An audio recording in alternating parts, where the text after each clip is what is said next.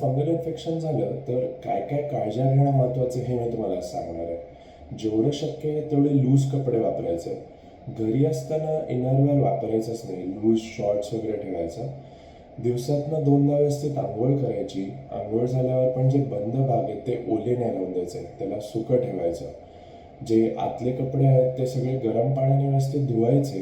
धुतल्यानंतर त्याला उन्हात सुकवायचं. आतनं थोडी इस्त्री फिरवून मगच वापरायचे. सांगण्याचा उद्देश हेच की त्या बंद ठिकाणी पाणी, घाम हे साचून द्यायचं नाही.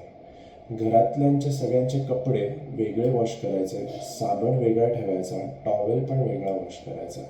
बरेच जण करगोटा किंवा दोरा लावतात, तो पण काढायला सांगायचा, कारण की आंघोळ झाल्यावर तो दोरा बऱ्याच वेळ ओला राहतो आणि मग त्या फंगसला परत पाणी मिळून तो वाढू शकतो.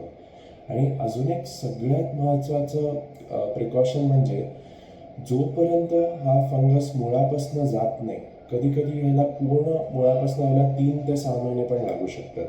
सो त्याच्यामुळे तोपर्यंत जी ट्रीटमेंट दिली असते, जे अँटी फंगल्स दिले असतात ते रेग्युलरली वापरणं खूप महत्त्वाचं असतं. अजून एक खूप महत्त्वाचं म्हणजे बरेच पेशंट बाहेरनं औषधं लावतात. त्याच्यामध्ये बरेच मानवांमध्ये स्टिरॉइड असतं. तात्पुरता तो आजार दबतो आणि मग तो डबल वाढत जातो. म्हणून काही झालं तरी बाहेरचे मेडिकलमधनं कुठलंही क्रीम घेऊन वापरायचं नाही.